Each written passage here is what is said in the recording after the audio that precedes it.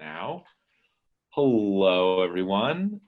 This is Drew with Better Together, and I'm super excited to introduce Christie Mayer, who is hosting the No Stupid Questions show. And I'll just let you take it away, Christie. Sounds good. Well, thank you. Thank you guys so much for joining our inaugural show, let's call it. I had met Drew and the Better Together team through the conference that was the Freelance conference this past fall, early fall, late summer, whenever that was. Anyways, Drew and I were talking about how we could start implementing some programs for Better Together. And this was kind of one of those things that I wish I had when I started out as a freelancer. And I feel like I've been freelancing long enough to at least be able to host a roundtable discussion so that we can start bringing some of those conversations to the table and sharing all of our experiences, whether I'm the one in front of the group or we have a bunch of freelancers that have been doing this for a while, or some newbies that just want to be here to listen or contribute their questions. And hopefully this will start picking up and we'll be able to start sharing this kind of stuff. And I think one of our goals too is to kind of transcript these into, a really valuable FAQ to our members moving forward. So anything you contribute is truly appreciated. We're going to definitely be documenting some of this stuff just so that, we have great resources for our members and, as we continue to grow this. Share screen. So here we are. Let's call this a roundtable discussion. One of the things I said to Drew this morning before you guys jumped on was, I'm not the expert. I'm just here winging it like the rest of you. So I'm not sitting in front of the panel going, okay, I know everything. I have all the answers. Really what I wanted to do was help drive those conversations. I guess kind of like a mediator, if you want to call it that. I definitely have some experience in the freelance and corporate world. So I thought, what a great way to at least keep that conversation going. I can interject some of my experiences, ask other people for theirs. So this is a really free-for-all. I just want everyone, to feel comfortable here. That's what this is all about. My only request is that let's not get into too many legal and financial discussions. We actually have a financial expert with us that we can resort to that. I'm no professional here on any of this stuff other than experience. So happy to chat experience with what I did or what somebody else on the call has done in the past. I just, don't ever want this to be like, oh, I learned that from Better Together and that's what they told me to do kind of thing, because that's not what this is. This is all about sharing experiences. Just to tell you a little bit about me and why I'm sitting here and why I feel like I can lead this conversation. I was moonlighting forever, like 15 years. I worked for corporate America for 18 as a creative director for a water technology company. Yeah, really exciting. But it paid the bills, and actually I had a lot of great experiences there. Some of my best friends to this day are from that company. I was out in Milwaukee, Wisconsin forever. I then moved here in 2011, I believe, 2012. And I had it in my head that I was not gonna work long distance anymore, even though they made me work remotely when I moved. And I said, you know what, I'm gonna do this full time on my own. I literally wrote my letter of resignation from my company after 18 years. Check this out. Wrote it up, said I'm gonna submit it January 15th because I was opening up a coffee shop for fun. Don't ask. Yeah, I went and did that for fun on the side, which is a lot of work, by the way. If you're ever thinking about doing that, I don't recommend doing that and working full time.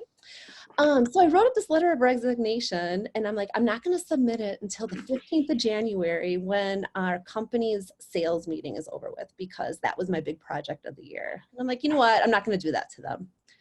Well, like the 2nd of January, which was the first work day of the year, I get a call from Human Resources saying, you need to move back to Milwaukee. Otherwise, we're going to eliminate your position. Okay. So long story short, they gave me the most killer severance package to open my coffee shop and start my freelance business.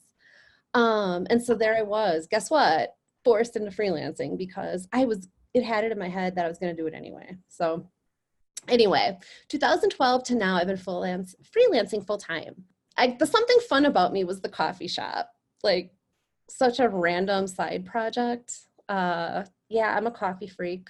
It's in my blood, veins running through me all the time. And that's it. Oh, I like to snowboard. There. Snowboarding, coffee, and yoga are my three like obsessions. There's my fun fact.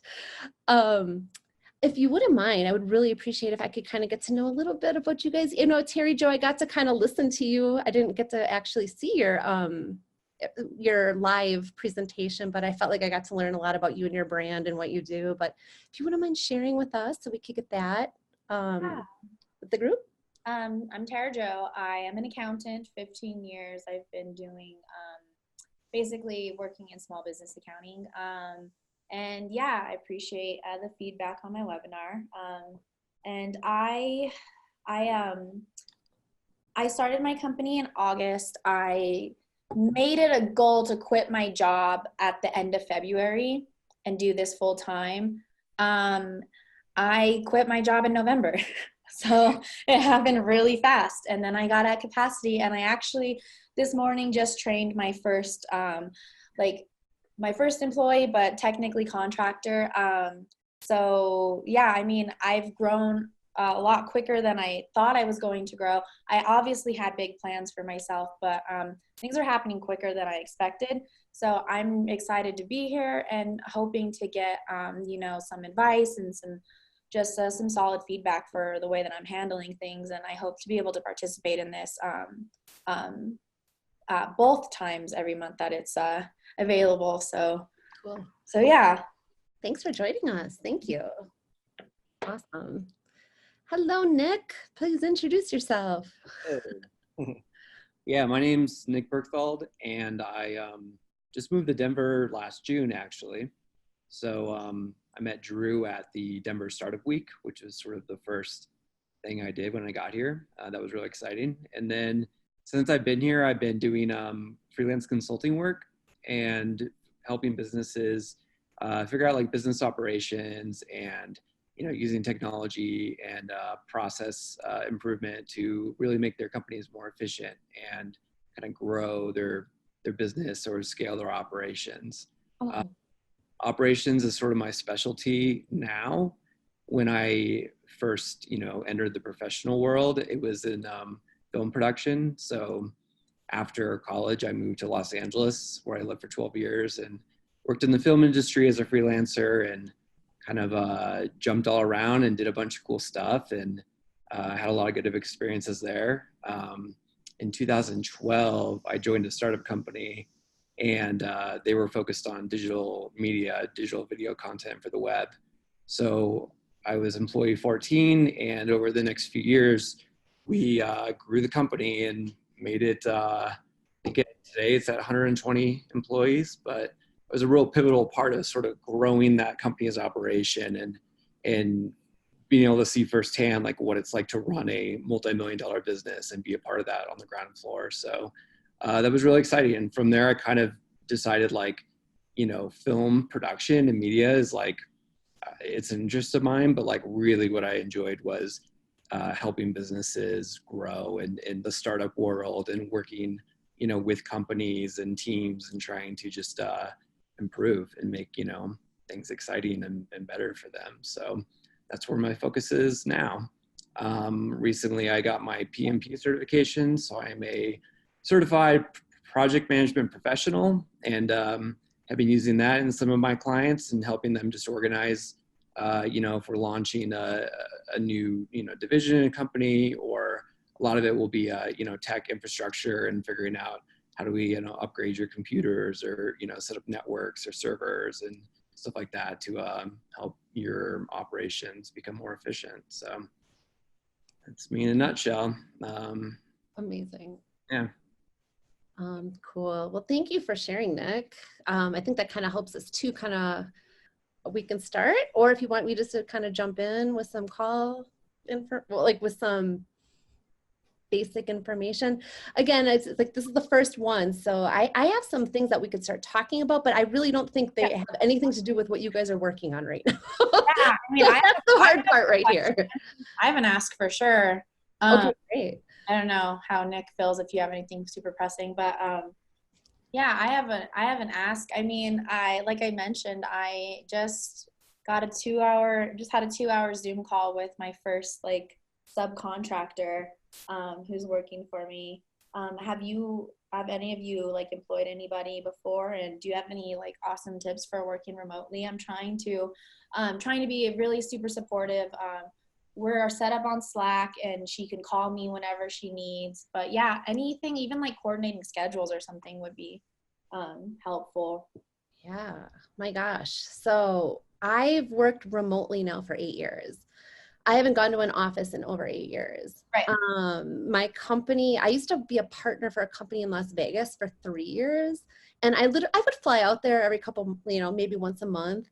But as far as running my team from remotely, my team was all over the world. Like Yeah. I had designers all over the place. And I'll be honest, like at first when Slack first came out, I'm like, I hated it. Like it was just like this other communication tool that just like possessed my life. Yeah.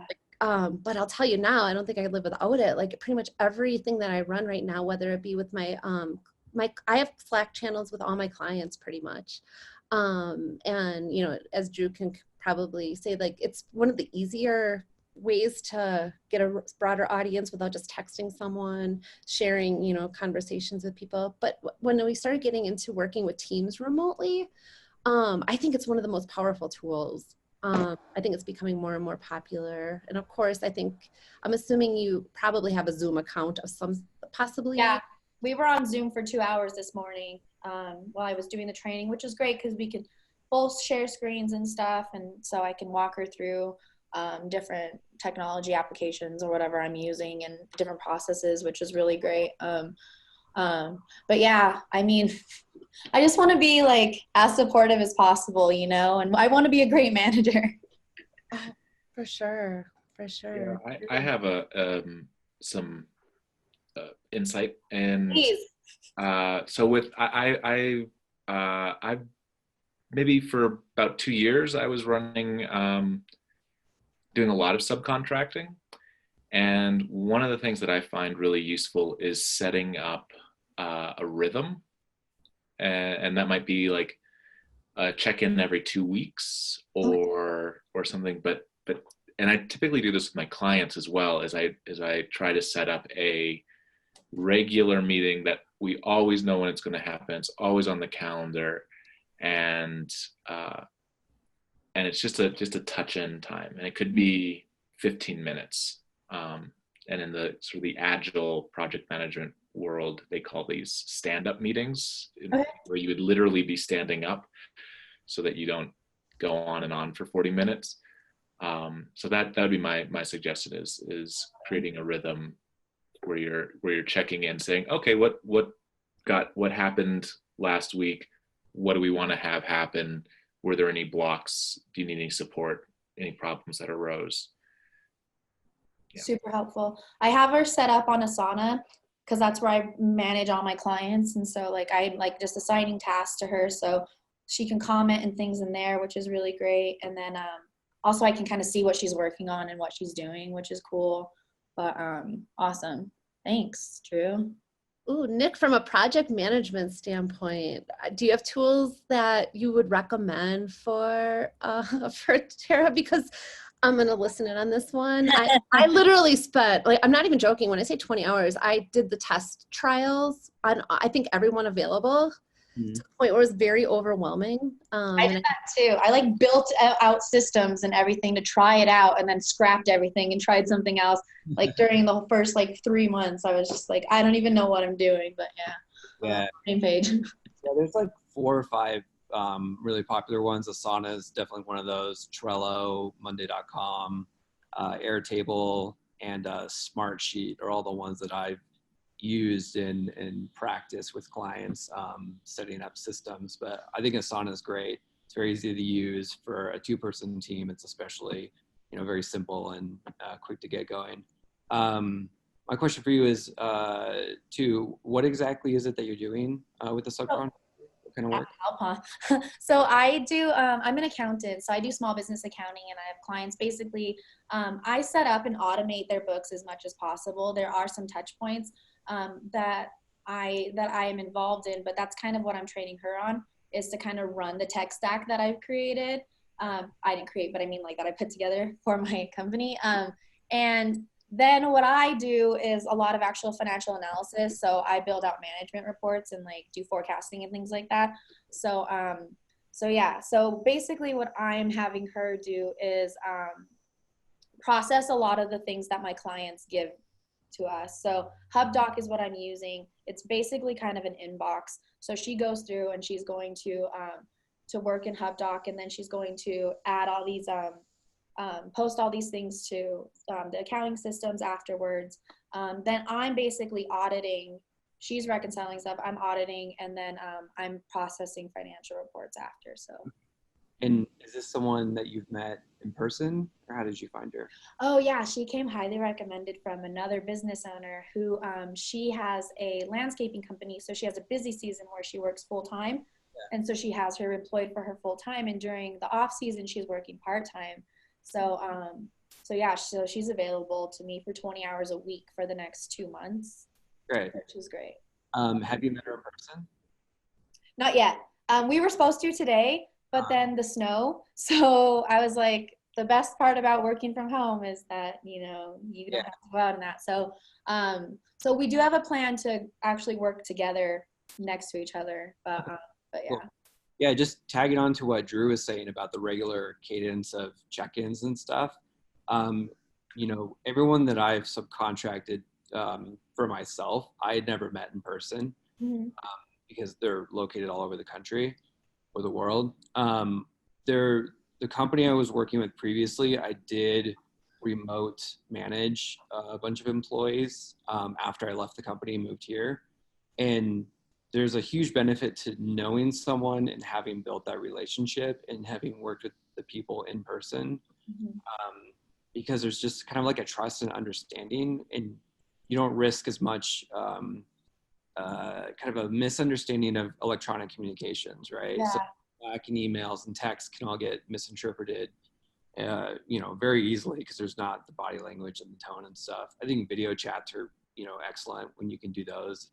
But really, as much as you can build that relationship with that person, it's going to make the remote communication and management a lot easier. So that would just be my recommendation, is, really kind of nurture that, and working together for the first few weeks, like in person, if you can, is great. You find That's that what I wanted to do today. I was like, let's go spend 3 hours together. And then I was like, also, I'm not driving in the snow. You can find that rhythm and kind of that, how do you guys work best together? So I think, and then once you have that kind of rapport established, it's a lot easier to go remote, more frequently, or, just be chatting through Slack or whatnot. So. Awesome. Yeah. And to add to that, I'm a big person around, better together is all kind of a mantra in here, is relationship before transaction. And something I like to do through my cadence with people to build that relationship is have time in the meeting that is sort of connective on a personal level. So I will often open a meeting with check-ins. How are you showing up today? And that also, and that helps, give everyone space to show up as a whole human, and also explain, like, oh, my car just died and I had to, like, my kid was going to school and it was just a whole mess. So I'm like completely frazzled right now. And then at the end of meetings, I like to do just like a checkout of, like, hey, say something that you're grateful for, give an appreciation, especially when it's like groups of people handing out appreciations. I might model that at the end of this call, actually, is like appreciating the people in the group, and that builds connection. Oh, awesome. Yeah, I did. Like, I just instinctively do that when I'm getting off the phone with somebody. I tell them how much I appreciate them, but making that like a whole thing. Thank you. Those are great, great, great tips. I trained her this morning, and then we're having a meeting after she has like a break and does some work. We're gonna have another Zoom call, and we're going to kind of go over the logistics of stuff. So I wanted to like train her first and then like talk to you all and then do the logistics stuff. So hopefully I had some stuff to work with. So this is awesome. Thank you. Awesome. That's what we're here for. That's what this is for. Excited. Yay. Like seriously. First win. Cool. How do we transition to this next conversation, or what should that be? I don't know. I just found that super helpful because I've been, especially on the project management side, the task side, I'm actually managing 4 people right now. They're all in Phoenix. And one of the things that I do with the company that we started was we do online conferences. They're a week long. And there's 4 of us that have 4 different set of tasks that are like completely unrelated. Obviously, that's how you build great things, right? Get people involved that know what they're doing and then like kind of help out where you can. Well, we're building these conferences. And so I built the system that every person, there's literally like 67 tasks to complete one conference, which actually, I don't know if that's a lot or not, but to me, that's like overwhelming. And every task has an assigned date, 4 weeks out, 8 weeks out kind of thing. And I'm noticing that once I assign those tasks, that those side conversations are getting pretty big. And one of the problems that I'm already realizing is that managing all that online is great and having it all within one system. But I guess I'm struggling right now with, okay, I used a project management system tool so that I didn't have to do all this extra work, but now I feel like I built a monster. And before it was a spreadsheet. Spreadsheet was easy. And now I feel like, oh wow, this is bigger than me. And my whole point of this is that like having those conversations and things like that are super important. Just having those check-ins going, okay, thank you for all that noise in the project management or the spreadsheet or on Slack and all that, but it's kind of like, ooh, let's connect. Yeah.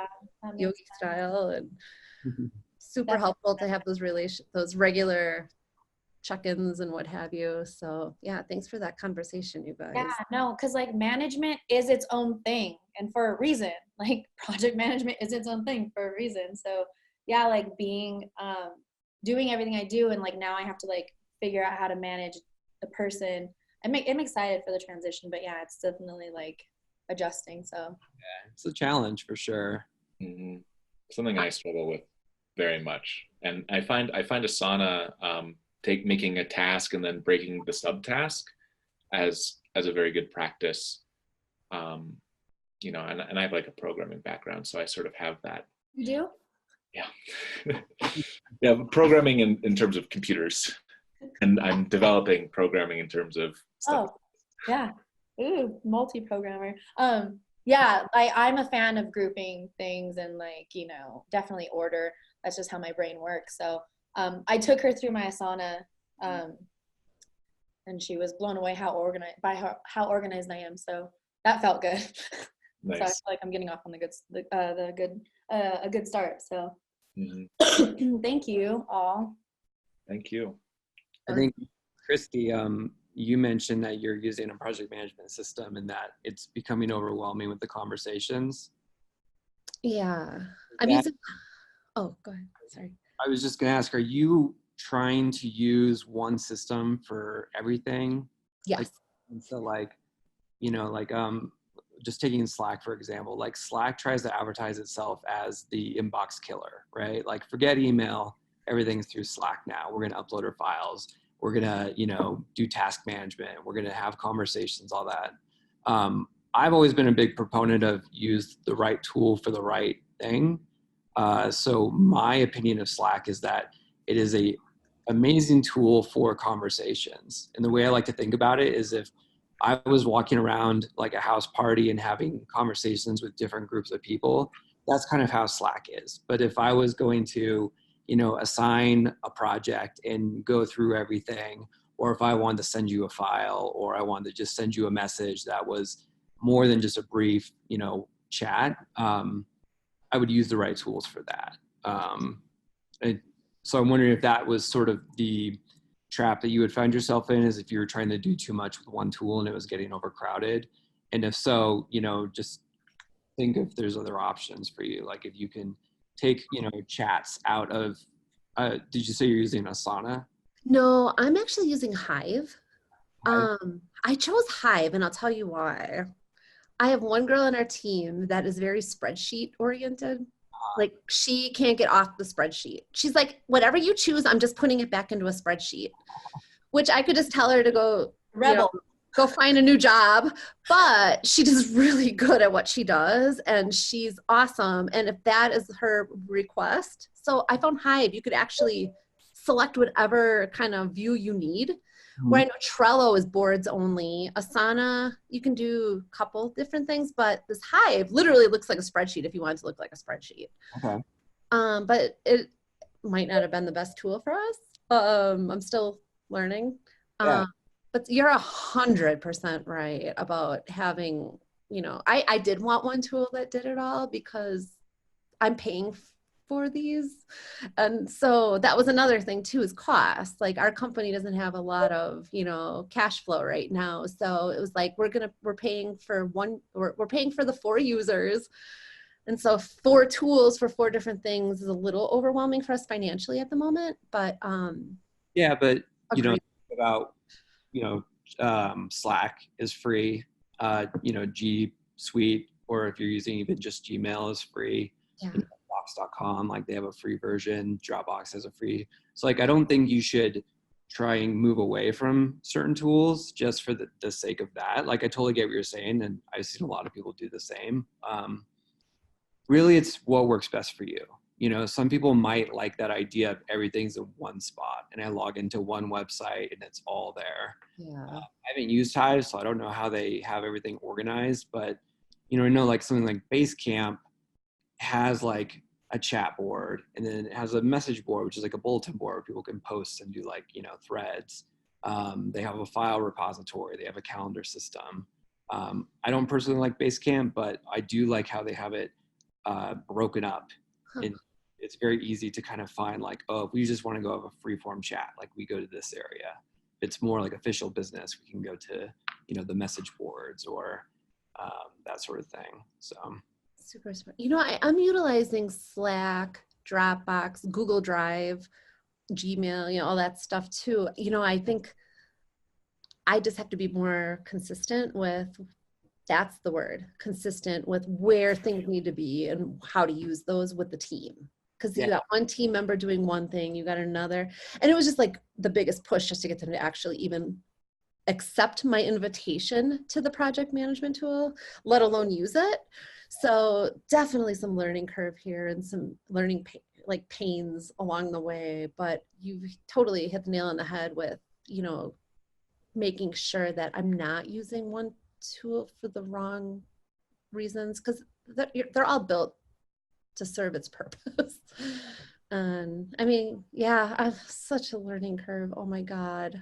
Yeah. I thought I was going to geek out on this and love every minute of it because that's just how my brain works. And I'm like, God, why did I take this on?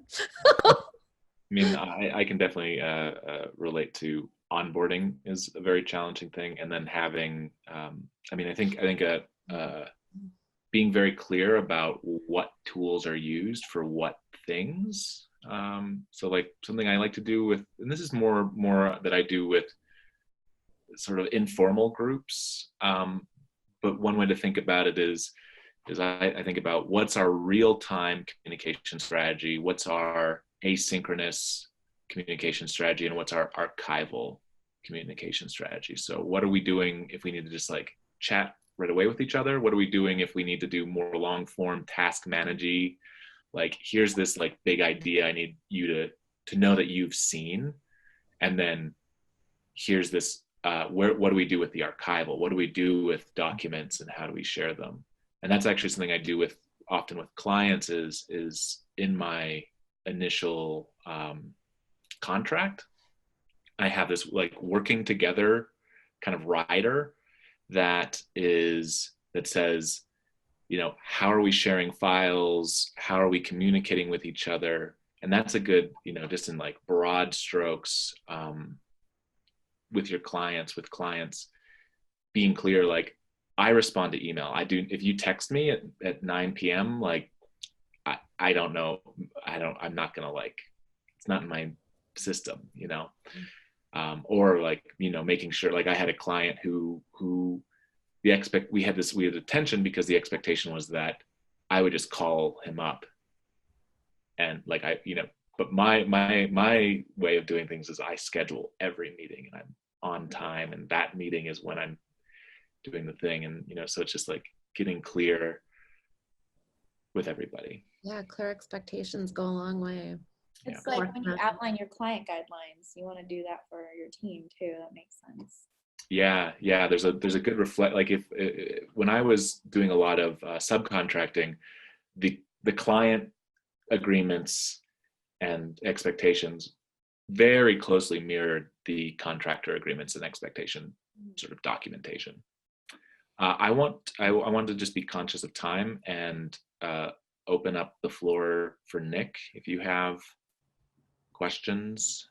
Yeah, I guess the biggest question I have is, you know, I have this consulting service that I've been doing, and it's been very unofficial in the terms it's just me as a freelance contractor available for hire. I'd like to make it a little more legitimate and like some form of branding. Like I'm not trying to go out and build a full website or, you know, have like a custom logo made or anything, but really just a name that represents what I'm doing. Have you guys ran into scenarios where you've had to come up with a clever business name? And if so, like, how did you kind of pull that together? Maybe we can use these next couple of minutes super quick, like to share what you might need some help with, and maybe we can kind of use some additional. Yeah, let's brainstorm some names right now. And also like listing out your specific services is helpful. Like that's how I developed my name. Mm-hmm. You know, which is like listing out the services. And then I whiteboarded with like another creative person, you know, that helped me like kind of narrow things in. But yeah, even just like brainstorming every single thing that you're trying to provide to your client is good. And then having like a second set of eyes, for sure, that helps me. Okay, well, I can give you the quick 30-second elevator pitch, if you will. Sure. So what I do is a blend of business operations consulting, project management, and what is known as like tech operations specialist work. So it's, you know, it could be anything from, hey, we're trying to reorg our organization to better align our teams with, you know, the business functions or our business goals. It could be, hey, we're doing, you know, we are finding a new office space and then we're going to have to renovate it and outfit it for 100 employees. Or it could be, hey, we have a really big technical need. You know, we need 100 workstations set up and they're all centrally connected onto, you know, a server and everything's on the cloud. And, you know, we have backups, you know, 4 generations of backups to ensure like data security. So it's sort of like it's a hybrid of many different specialties. And I'm sort of this weird like unicorn that for some reason has pulled these little pieces all together, in addition to my film production background. So what I'm trying to convey is like this idea of it's a business that, or it's a you know, a consulting service that kind of harnesses those 3 things: technology, operations, and people. And the kind of main goal there is harnessing efficiencies within companies, helping companies grow, scale operations. So a lot of the names I've come up with, or I've kicked around, have to do with, you know, innovation or, you know, new ideas or new ways of, you know, thinking, using technology and tools to really, you know, make efficiency within how you're doing things. But everything I come up with is really boring and old school. And like, you know, I don't want to have some vague, like, you know, name that no one understands, just on, you know, from face value, but I also don't want it to just be like, you know, innovative solutions or something like that. So I have two things for you. One is just to remember that you can always change your name, especially if you're not like spending a whole bunch on branding and building a website and buying all your domain names. if you're just getting something that you need to put on a business card, you can try things out, and you can work with something and then change it. And the second thing is, the consideration, I think, often is around, like, there's this idea that, like, you need to have a cool name, but really what you need to have is, you tell someone what you do and they go home and they're like, what was that guy's name? Ah, right, it was something like this. So like, for instance, a friend of mine has a company in Brooklyn where he develops Polaroid film and fixes Polaroid film cameras. And so he named his company Brooklyn Film Camera. Mm-hmm. And it's just like, Brilliant. when I'm going into Google, I'm typing Brooklyn Film Camera if I want to, like, friendly. so it's like, thinking about it is like, what's the Google search that is going to, innovative solutions is like, there's going to be 1,000 results for that. So what is, yeah. So the unique, easy to understand. Yeah, and just like, I think easy to, like, straightforward. Like, I don't think there's anything wrong with having something that's like hybrid technology project consulting. Yeah. Okay. Always do a DBA. Oh, what were you saying? I was saying you could always do a DBA, doing business ads. You Yeah. can have your technical. That's what I was just gonna say. I cannot commit to my company name, so I started Tara Joe LLC, and so I can open up my business account and I have everything legal as that. And Yeah. then, yeah, exactly. I wanted to try this name on, and I don't know if it's fit still or if I'm gonna change it because I want to have a team, So yeah, I have a DBA, and that's easily changeable. And then you don't have to get new bank accounts and all the other stuff that goes along with that. That's so funny. So that's actually what is kind of driving all this, is I need to, Yep. my LLC, like, I have right now a Colorado LLC. It's called Maple Street Entertainment. And that was my California company, but nothing I do these days has anything to do with entertainment or film. Right. Yeah, get a new one. Mm-hmm. But I also, like, I don't want to I'm happy using my name for a legal perspective, but I can't even pronounce my own last name. So Mine's my first. Yeah, mine's my first thing, because I was like, I'm just getting this to just have legal stuff. Yeah, I couldn't commit.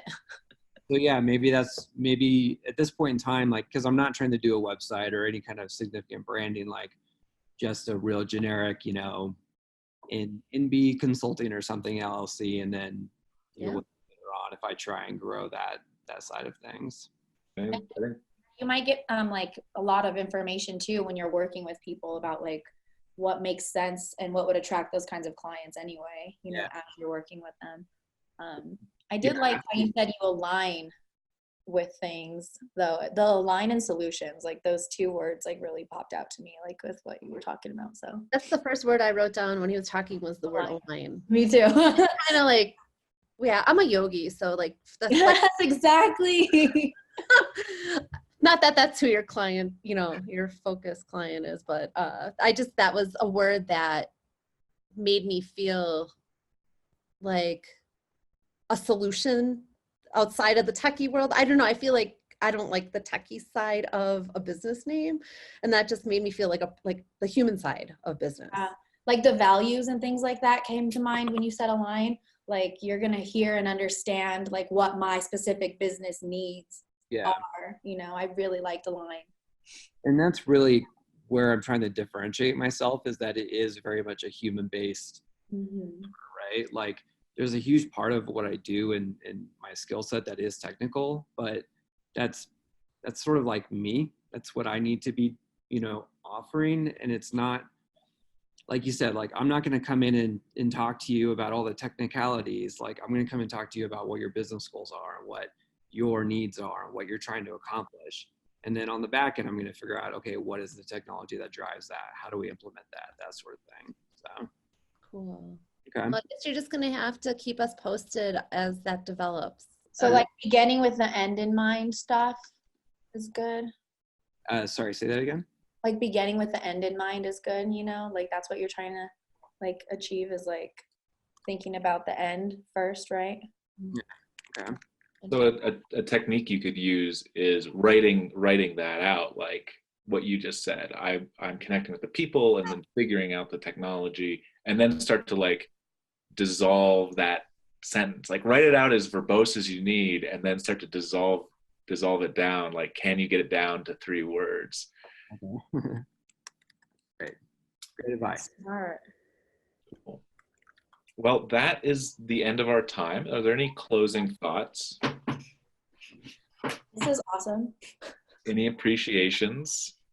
I am already very appreciative of the conversation so far. I've learned a lot, and selfishly, that's kind of why I wanted to, do this. Was I have so much to learn, and just if you build it, they will come, right? Just put it out there, and like I really hope to grow this community and appreciate both everyone's input and expert experience, and that's really what we want to do here. And I, hope you guys come back and help participate with us and keep this growing and tell your friends. And we would love to build this community into something really, Better Together is the name. And I couldn't have gotten this far with my freelancing career without other people helping me through it. And we want to make great resources for everyone and really appreciate you all. Cool. Yeah, I'm very appreciative of you guys driving this effort and really pulling all this collaboration together. I know it's got to be a lot of hard work, but I think it's very important, and it's great, especially when freelancing can be a very individualistic endeavor. It's great that we can come together and team up and share ideas. And yeah, that's a bumper sticker. Yeah. So Christie, we'll have you on the first and third Monday of every month at noon. And Tara Jo, you are on the 4th Wednesday at 10 a.m. every month. And so that's us signing out. Thank you all.